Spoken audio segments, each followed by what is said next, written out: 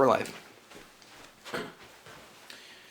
What's up, YouTube? Welcome to another episode of the Undergrad Forum. Now, this is our new series on nutrition for college students, medical students, nursing student. If you're a student reading a book, you should be worrying about your nutrition. And with me, I have Lauren, one of my classmates, expert nutritionist. I'm not a nutritionist. Self-proclaimed, I don't know. And today we're going to give you Nutrition 101 for students. Okay, and we have to make this disclaimer. We are just giving you nutritional advice. This is in no way medical advice. And please don't sue us if something bad happens because of it. But we're just trying to help you guys. We have like $20 in our pockets anyways. Yeah, we're poor medical students. But we're just trying to help you guys out to eat healthy because, as I'm sure Mo can attest to, you never learn about nutrition in school. And I'm sorry, you're not going to learn about it in medical school. But you're going to be expected to talk to your patients about this when you're a doctor, so just a little heads up. Absolutely. And remember, this is our biased and never humble opinion, so take it with a grain of salt. Exactly.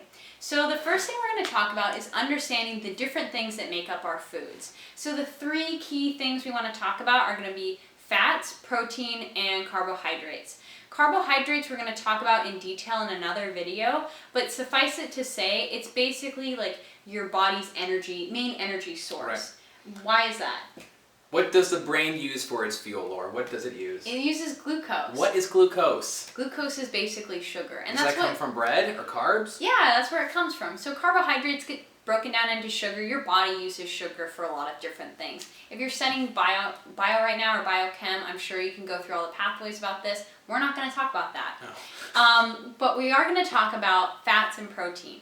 So protein is really helpful for anyone because it's going to help you stay full, it's going to help you build muscle, and it's a good part of a balanced diet.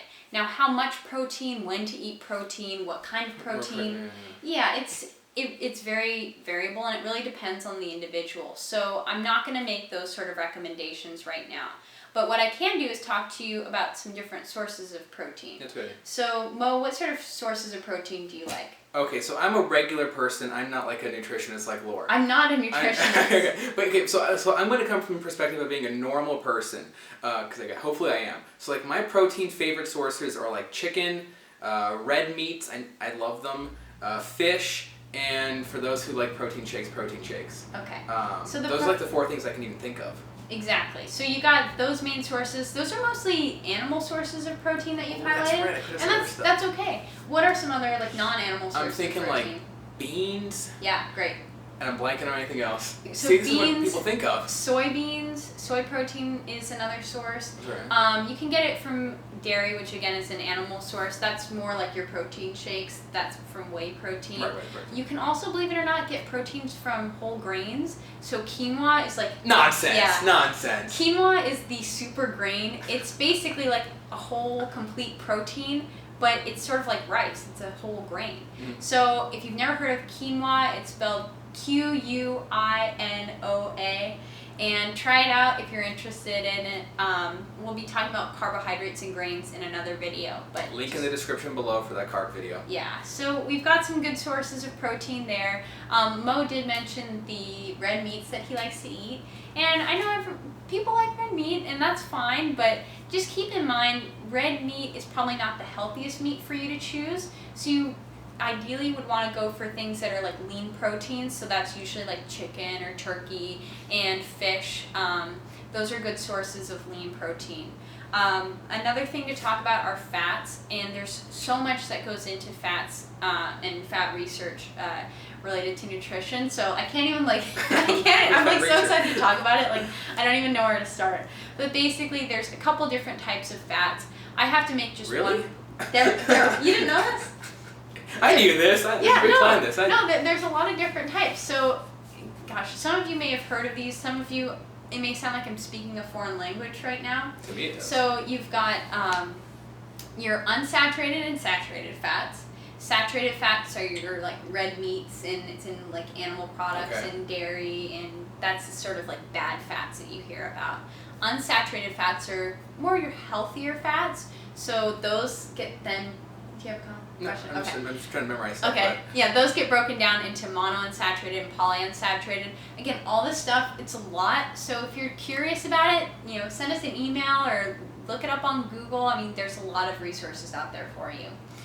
Those are more of your healthier fats, the monounsaturated. So what does a student need to know about fats? What a student needs to know is that not all fats are bad. Okay. The monounsaturated fats are your healthier fats. Where? And monounsaturated and polyunsaturated. Those fats are found in things like nuts, salmon. Okay. You can find them in, let me think about this. Nuts, salmon, I'm blanking on it right now, but I have a good list that I can upload later. Okay, sure. And, in canola oil, safflower oil, I don't remember. Seedy stuff in beans. Yeah, Okay, basically. sure. That's your Non-animal is the key. Exactly. Okay. But the one fat that I do need to warn you all about is your trans fats. Now, have you heard of trans fats before? I've heard of products not having trans fats in them. Okay, so that's a good thing. Trans fats are really, really bad for you. Yeah, I've heard of that. They have been associated with raising your bad cholesterol levels and lowering your good cholesterol levels. So this is like the evil fat. 5 points if you can put in the description what those levels of cholesterol are called. Okay. They're 3 letters each there's a hint. And think of it, if you can, there is a way to tell whether or not your food contains trans fats. First of all, on the nutrition panel, you'll see listed the total fat.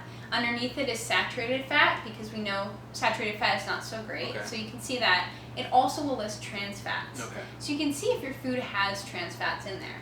Seems simple, right? So Yeah. if it says 0 grams of trans fats, Shouldn't have any, right? there's no trans fats in there, Yeah. right? Wrong. Isn't that terrible? That's pretty tricky. So the food companies do something kind of interesting. They made a deal. They said, how about this?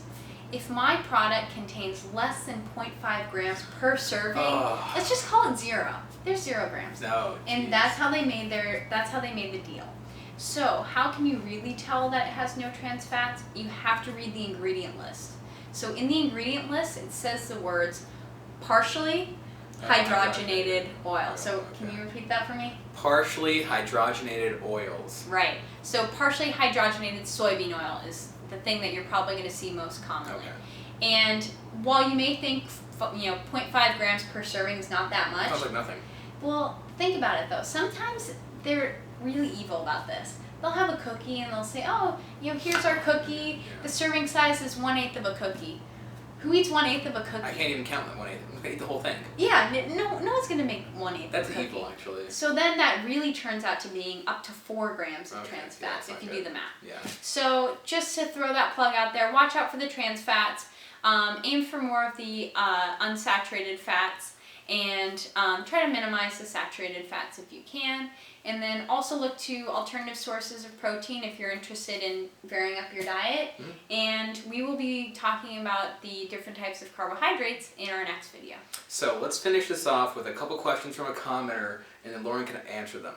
So with respect to protein, what's your favorite type of protein, Lauren? Oh, that's a really hard question. I generally like dairy protein, so I love Greek yogurt. I think it's awesome. You get 1 cup of Greek yogurt. I think it has like 18 grams of protein. That's pretty high. That's a lot, dude. That's a lot. And I do like things like, grilled chicken and grilled fish, so the basics. I'm actually allergic to soy protein, so I don't get to use that, but some people really like that as well. Okay. And then so what about things like, so if someone has, as you said, an In-N-Out burger, Okay. is that a good source of protein? Well. Or is that like a bad thing to eat? Yes. I see a lot of college students who are I'm sorry, I'll be honest. Yes, it's a bad thing to eat. Does that mean you should never eat In-N-Out burgers? Absolutely not. If you love In-N-Out burgers, make that your thing. But don't eat it every day. I mean, it's not just the protein that's in the In-N-Out burger that's, high in saturated fat that's the problem.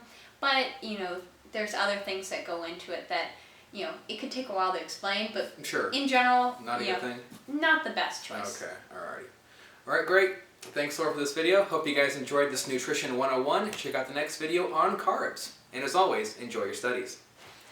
That was good.